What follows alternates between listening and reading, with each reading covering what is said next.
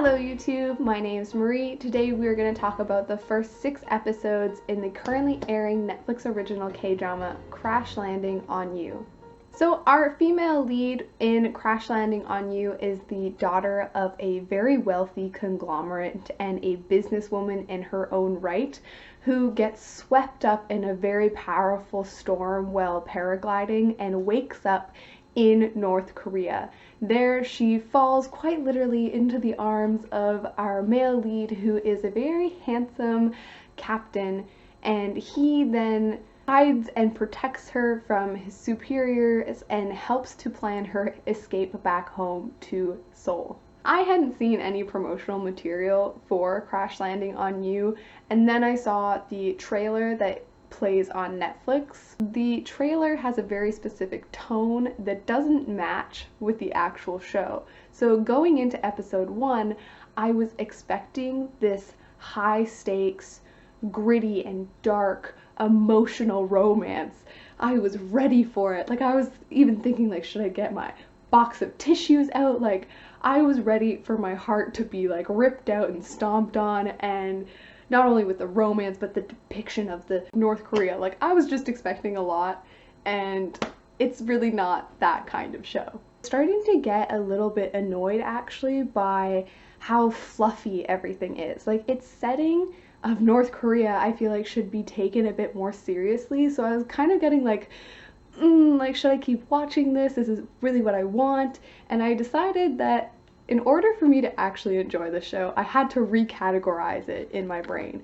It's not this super realistic, dark romance. It's your typical K-drama rom-com with a quirky setting. And I say that with as much affection as I possibly can.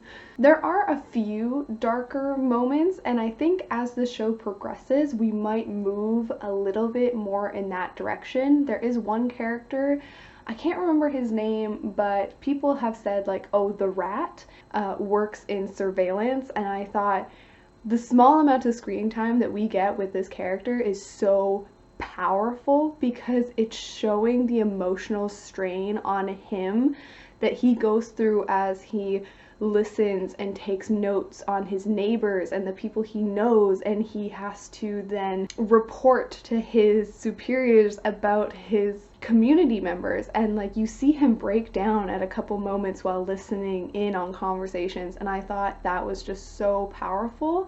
So that gives me some hope that maybe going forward the series will take a darker turn. But if it doesn't, that's okay, because it is playing with one of my absolute favorite tropes.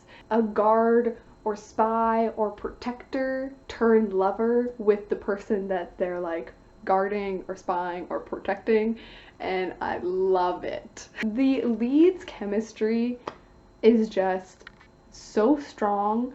I find I don't remember logistics of the scenes, but I remember how they played off of each other and like the overall chemistry and ease or banter that they had with one another, and that just gets me super excited going forward, because good chemistry and good banter, that's all a great foundation to a really wonderful, satisfying romance. So I'm really in it for them. I'm really looking forward to seeing how their relationship develops, because I'm really unsure of how the show in general is going to develop. It feels like a mixed bag, because on one hand, the show as a whole, it's following a lot of the formulaic plot points, like beat for beat, and then on the other hand, it subverts a lot of my expectations. So one example that I think really just like ties that whole feeling together is potential spoilers, but not too much. It's like, it's a spoiler for like one thing about the show, but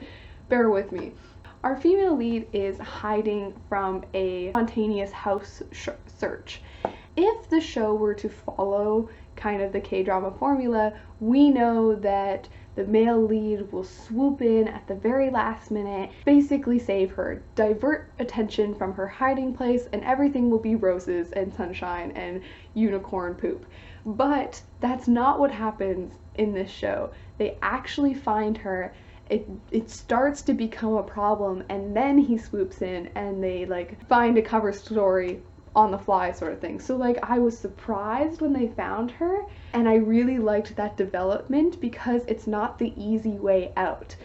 But then their cover story is that she is his fiance. And I just had this huge gut reaction where I was like, oh, he's gonna have another fiance. Like,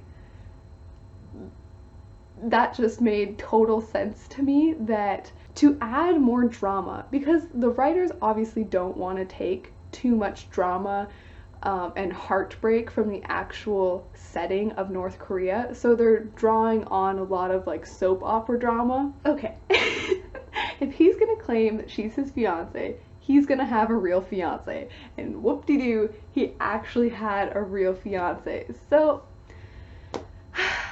I actually really don't like the real fiance in general. I don't know if it's just because she personifies all of the really stereotypical things about the show, and I just don't like that.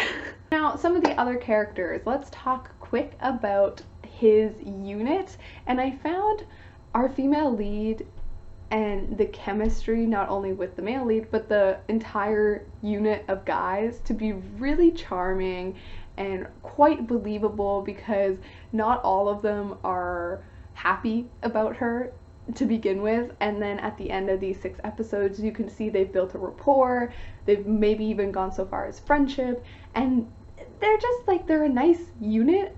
I'd almost go so far as to say found family, and I just found it really nice. Am I gonna keep watching Crash Landing on You? Yes, I have broken my K-drama funk with this show. So the kind of overarching feeling of it was I wasn't super impressed by the first 2 episodes. I kind of had to recategorize what the show would be on the 3rd episode. Really enjoyed episode 4, and then I actively waited for episode 5 and 6.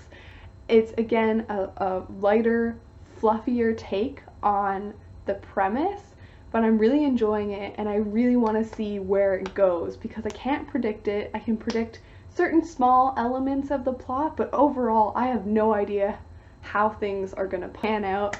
I'm really looking forward to the romance, and yeah. Alright you guys, that's everything for me. I hope you have a good day and a good night. Bye!